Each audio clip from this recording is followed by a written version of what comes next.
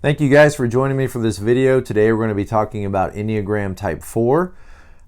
Specifically, we're going to be looking at the wings, the 4-3 and the 4-wing 5, and helping you understand a little bit more about what each of those nuanced differences look like. And I'll say throughout all these videos on wings that I think the path back to a healthy you is often by learning to develop the wing that is less important, less dominant in your life. So if you're a 4-wing 3, as you go through this video, and maybe you already know, but if you watch this video and you think, oh yeah, I think I might be a 4-wing 3, that better describes me, then moving toward the 5 and learning more about the 5 then would be a good step for you in becoming a healthier, more balanced you.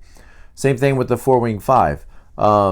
To then, if your 5 is the most dominant wing, then to learn to develop more of those 3 characteristics in your life and lean more on that alternate wing, and you will move immediately in a more healthy direction and more positive direction for yourself.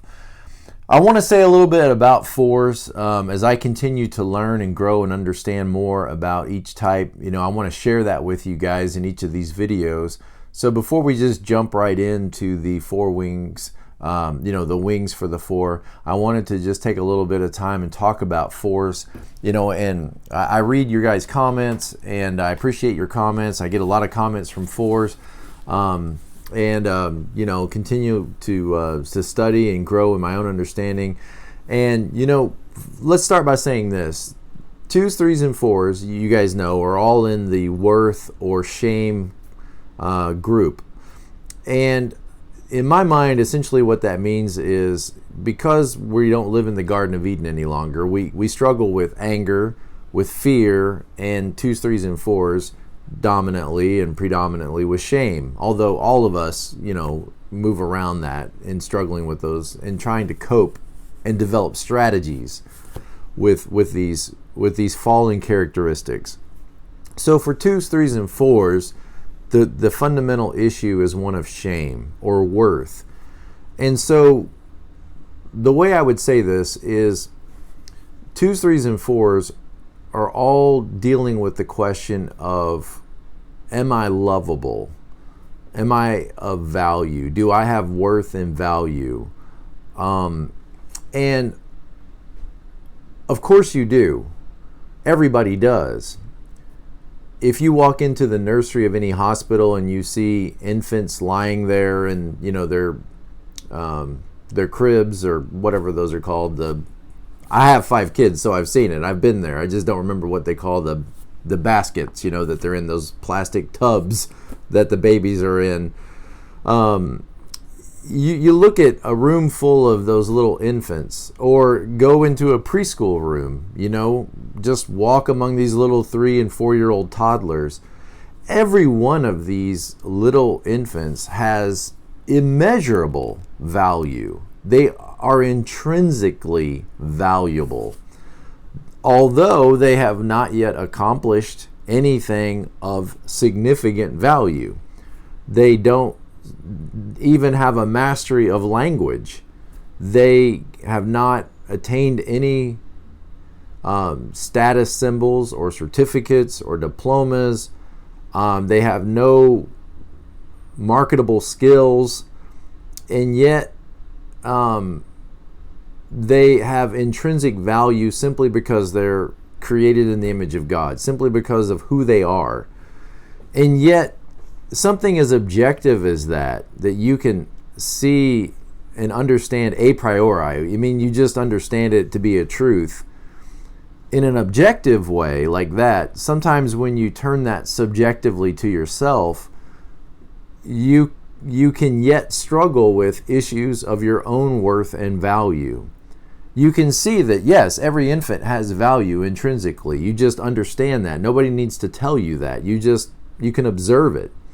But yet, in your own pursuit, your own journey, in your own life, there may be at times you don't feel that you have value.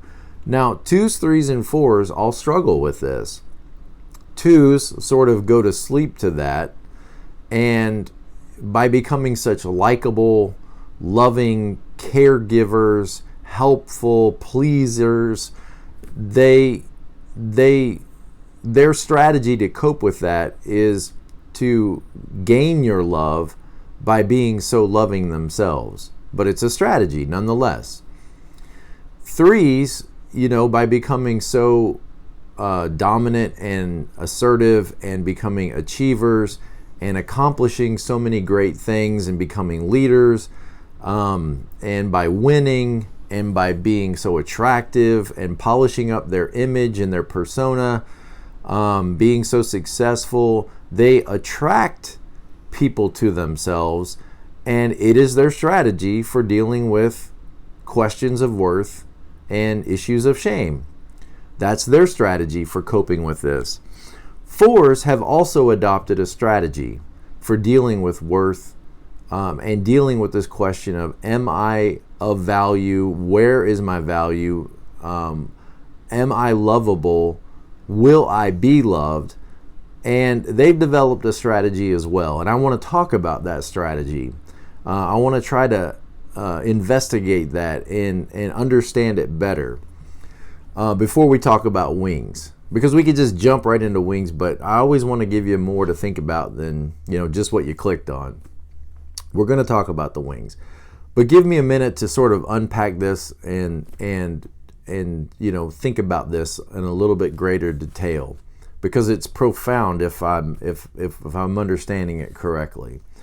So fours sort of overemphasize that deflated self, that self that doesn't measure up. So twos and threes both have that same sense of they don't measure up. So they compensate. So twos compensate by becoming, such desirable people, by being kind, friendly, nice, all that, yada, yada, yada.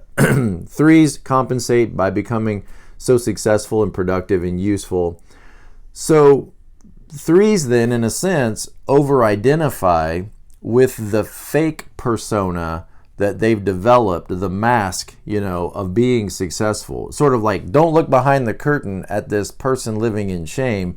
Just stay focused on the image that you see before you. Okay, so they over-identify with this false image that they're promoting, self-promoting. Okay. So more about that on the 3 video that was released just before this one on wings. Okay, so what the 4's doing though is over-identifying with that fallenness, with that brokenness, with that worthlessness. Over-identifying with that sense of something is missing or something has been lost. And something has been lost. You're not in the Garden of Eden any longer. We have lost, that original position that we had. So something has been lost. You're right. But 4s over-identify with this, and it becomes their personality. Their personality is built around that sense of longing for what's missing, for what's been taken from them, from all of us, really. Just the rest of us don't over-identify with that. So 4s have that great sense that something is missing, that something has been lost. And they sort of go, and that's going to result in certain emotions, right? Sadness, sorrow, and then what's called the romanticism or the longing for that to be restored. The longing for that to be returned. So that over-identification with what you might say the deficiency. So like 2s go to sleep to it, and they say, oh no, everything's fine, and they just go to caring and love giving, and 3s to over-identifying with the false self that has been produced because of this. The 4s just accept that something's lost, and they over-identify with that. And of course, there's deep dissatisfaction and deep feelings of being unfulfilled because of that loss. Now, 4s then over-identify with that deficient self. Like there's deficiency. Like Eeyore has lost his tail, right? Okay, so you might say the shadow self. So 4s have this feeling of being dissatisfied with themselves, dissatisfied with life, dissatisfied with the way things are working out. And I think all of us, understand that, and all of us have that sense at times of dissatisfaction with life. But you guys are like the prototype for that part in all of us that feels dissatisfied with who we are and dissatisfied for how life has turned out. We all have the capacity to feel bad, and we all have the capacity to see our flaws, but fours, can over-identify with what's lacking in life. And it can even become like a spiral that becomes self-fulfilling. It's like, because you feel so lacking and deficient, and you over-identify with that dissatisfaction and that longing for things to be restored, it can keep you from accepting and opening up to the very things in life that might bring fulfillment. Okay, we're going to go there. It's going to get a little deeper.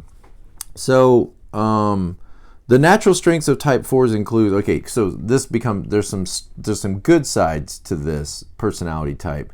Is you're not afraid to go to the dark, you're not afraid to go to the emotions, and you're not afraid to help others through those difficult emotions that we might want to avoid. Like 7s, for example, myself, hate dealing with difficult emotions and dark emotions. We stay optimistic to a fault, maybe. And so 4s can be very empathetic.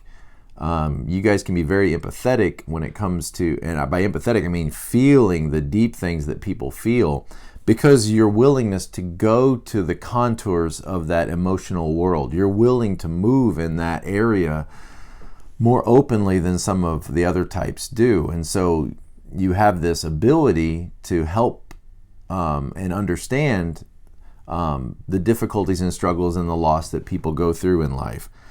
So you can be extremely emotionally intuitive. Let's say it that way. Now, here's something interesting, okay? So you can overdo your focus on pain and suffering, sometimes as a way of avoiding deeper or different kinds of pain. Now, that's something to think about, that you could stay over-focused in sorrow, pain, melancholy, suffering, the flaws of life, the dissatisfaction, things aren't going right, as a way of maybe avoiding other things that you don't want to address, other emotions or other thoughts that may be so unbecoming that you don't want to address them.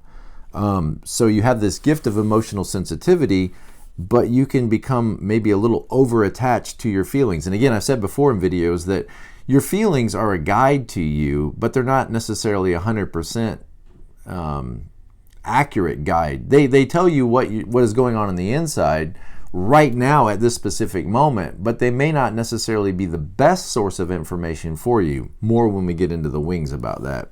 All right. It can sometimes prevent you from thinking and acting objectively or taking objective action. Remember, 4s tend to be in that withdrawn state, like 5s and 9s, where they don't always move to action. Because of your over-identification with your feelings, you may not necessarily see things objectively, and it can keep you from taking action.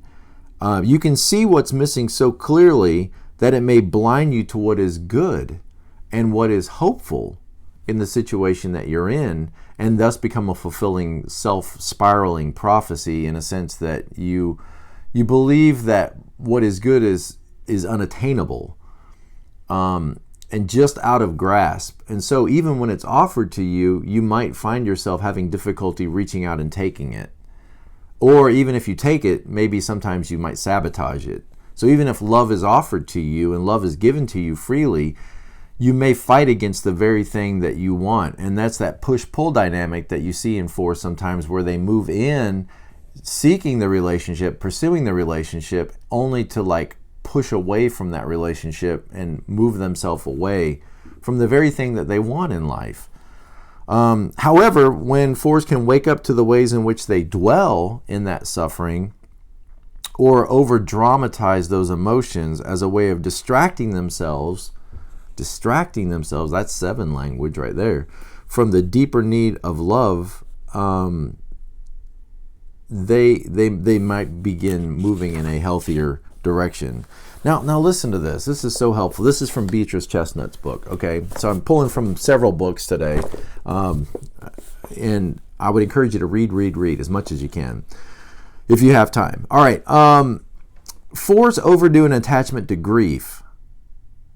The 3 heart types also share that central concern with image. Okay, 3s, but they're more concerned with how they appear to others.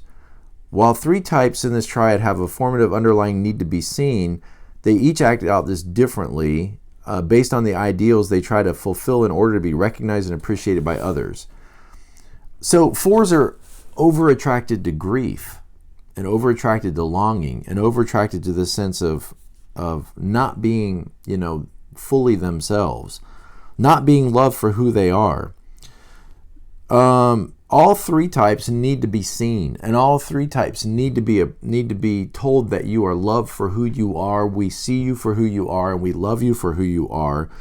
But their respective coping strategies are designed to gain approval from other people in 3 distinct ways as a substitute for the love they seek, but fear or believe they can't get as they are. That's powerful. In other words, there's this fear within 2s, 3s, and 4s that they're never going to really be loved for who they are, and so they must cope by creating and developing a strategy. While 2s strive to be likable, pleasing, 3s create an image of achievement and success, 4s present themselves as unique and special or different.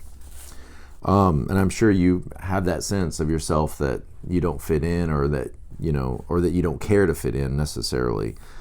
But this can be a protection against experiencing other emotions, that you fail to fit the idealized image and always striving to reach the unattainable. Most 4s report having suffered some sort of actual or perceived loss early in life. So, the childhood message is that for some reason the people that were supposed to love you withdrew from you. And it doesn't make sense to you why they did that. Now, that may or may not have actually happened in your life, but 4s have that sense that love is being withheld from them, and it's for no necessary reason. It's not, you can't quite put your finger on the purpose or the reason. Why did that person withhold their love from me? Why? And they may or may not have actually done that, but that's kind of how you grew up seeing things, okay? And maybe they really did. Maybe, the loving parent in your life wasn't there to provide that love for you. What 4s do is it seems like they kind of like blame themselves for that. They go looking internally, like what is wrong with me? What did I do to cause that? And the reality is objectively looking at other families, that the child often did nothing to cause that. There was something wrong inherent in the parent. The parent was a drug addict, or the parent was over-focused in their work, or the parent split up and divorced and went on to greener pastures and left the child behind, left the wife and child behind. But the 4 internalizes that loss, and rather than believing that bad things just happen in this world, 4 starts to blame themselves as if there's something about me that has caused this withdrawal of love. There's something inherently flawed in me that has caused this brokenness or this loss of love. 4s unconsciously became convinced that they somehow caused it, because for some reason that is more comforting to us to feel that we're in control and that we caused that loss of love than that the world is out of control and these things just happen to us because we live in a broken, fallen world. While this is almost never true, in reality it gives the 4 child a feeling that they could do something maybe to regain that. So there's that sense in which if I believe there's something in me that inherently caused this loss of love or this withdrawal, at least I feel like I'm in control to do something to change it. And I would rather feel like I'm flawed but in control than that I'm okay and not in control of whether or not love is given to me. Now that is profound stuff. You might just want to stop and think and reflect on this, because this is just, to me, is just so helpful and so interesting in creating your identity and creating what you build your personality and your identity around. I could just sit and maybe think about this for a long time. an unredeemable deficiency in you is what the 4 ends up. So to cope with this pain of loss, 4s adopt a strategy of focusing on and longing for that which is lost. At the same time, making themselves to be bad or deficient. Like there's something wrong with me. There's something, about me that has caused this. And that helps you explain this loss of love and gives you a sense of control over it. They dream of finding the idealized or special love that has been lost from them, but they feel hopeless of ever really regaining that and are afraid. Here's the thing. Here's how it spirals. If I open myself up to be loved like this again, I might get rejected again. I would rather live with the pain and sorrow of being broken and deficient than to go through the pain again of feeling like rejected or that love can be withdrawn from me.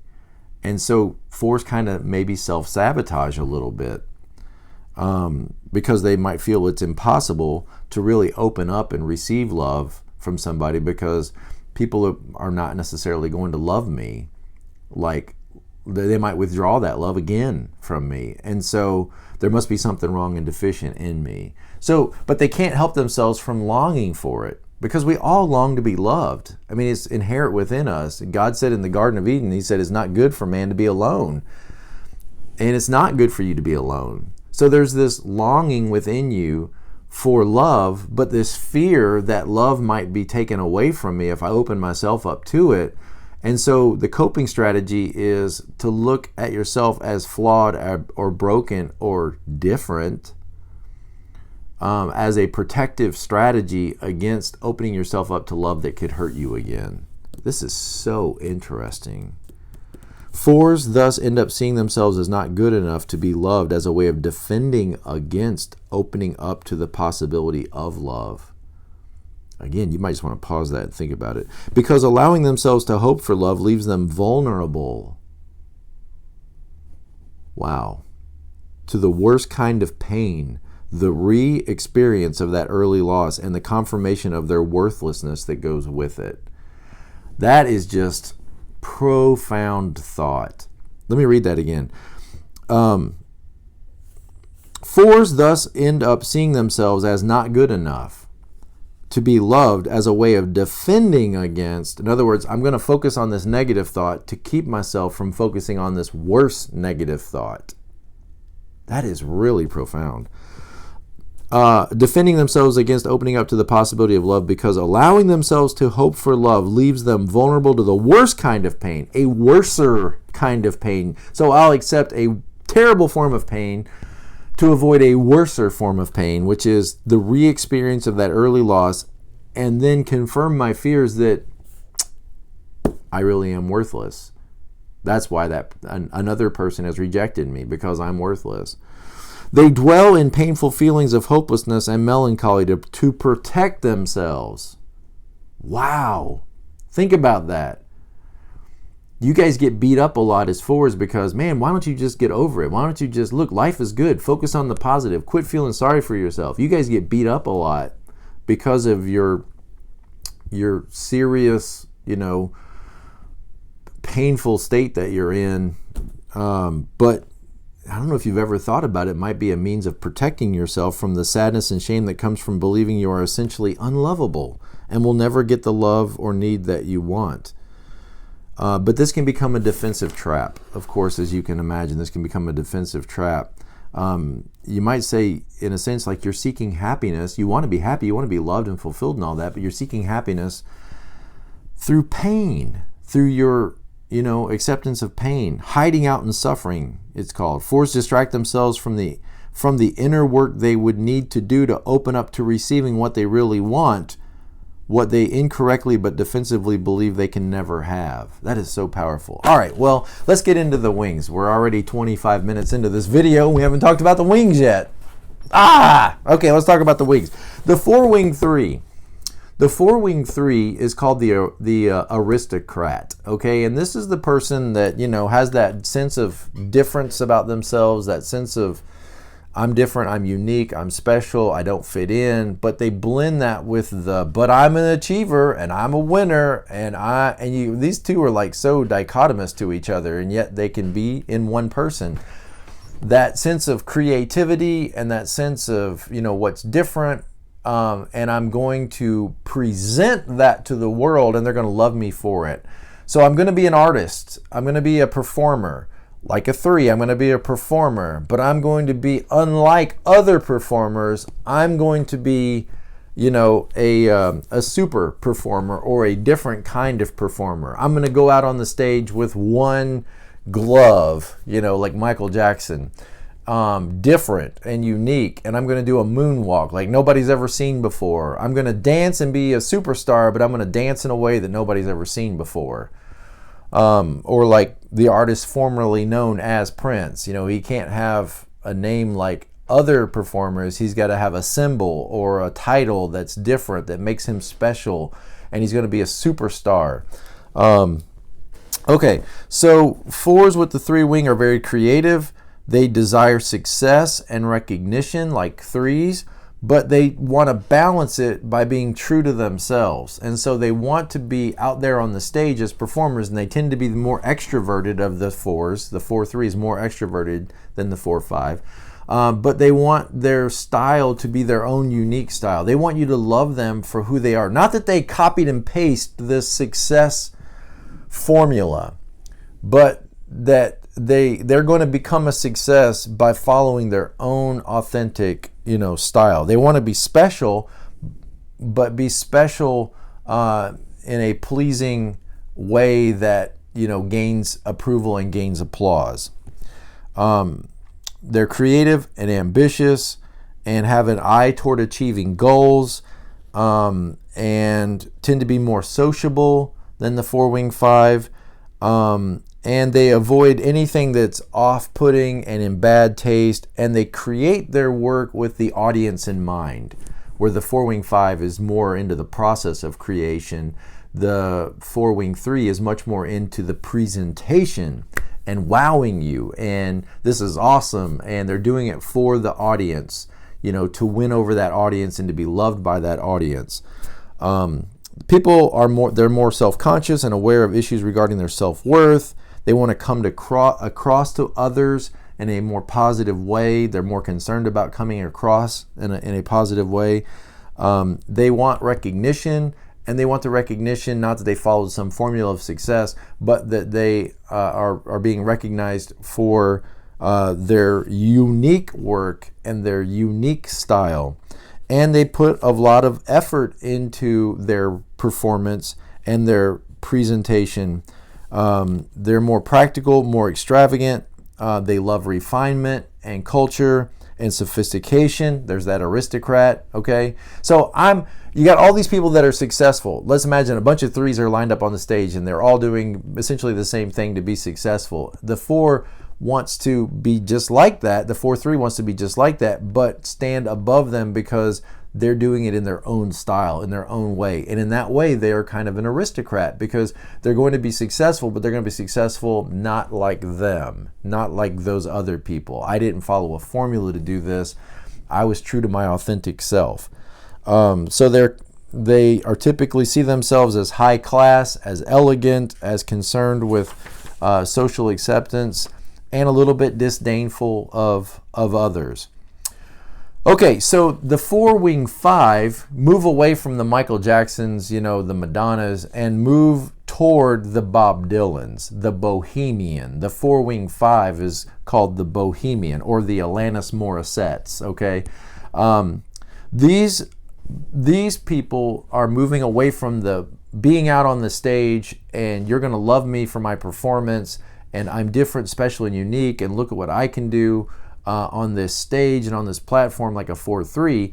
The 4-5 moves more into that cerebral area of in their thinking, okay? They're going to be more heady, more introverted, more about having specialness through their thoughts and their deep thinking, like a Bohemian. I mean, you think of that term. Okay, so these people are extremely creative, but they're much more drawn to the process of creativity. And their aristocracy might be seen more for their ideal standards.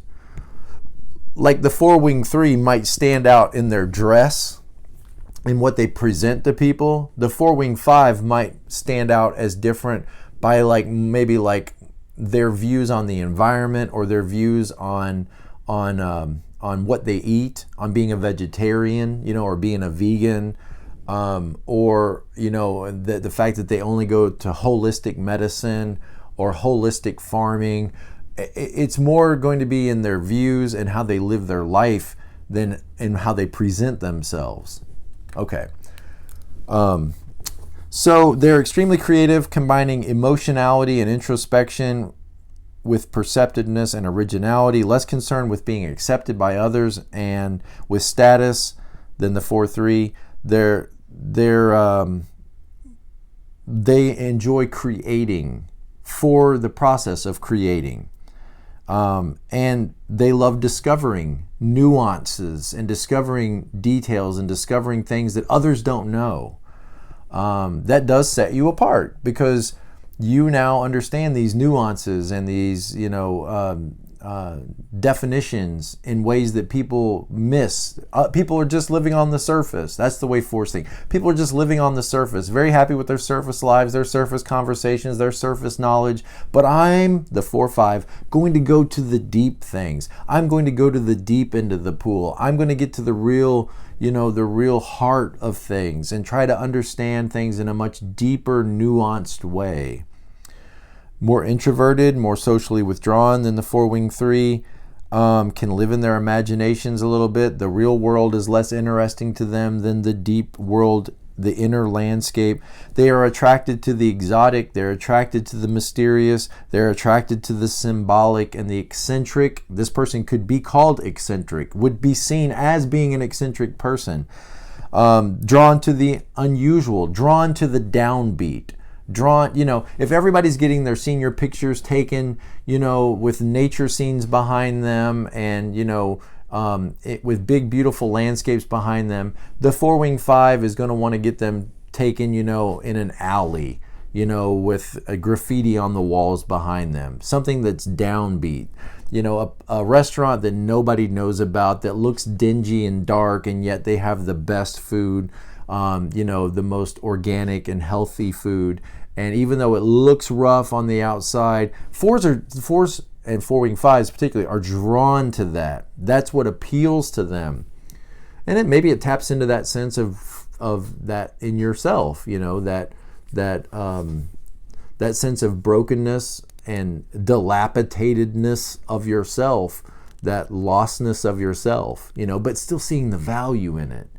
And that's so beautiful to see that, yes, we all are broken and dilapidated and experiencing loss, but yet there's richness in us, there's beauty in us, there's still that thumbprint of God, that creativity in us. I love it. 4s have helped me so much. Understanding 4s has helped me so much as a 7.